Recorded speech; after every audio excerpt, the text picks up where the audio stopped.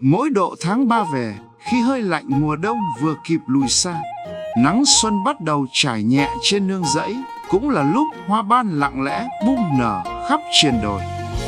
Những cánh ban trắng tinh khôi không chỉ gọi về ký ức của núi rừng Tây Bắc mà còn gợi lên bao nghĩa tình, niềm tự hào và lòng biết ơn với mảnh đất quê hương.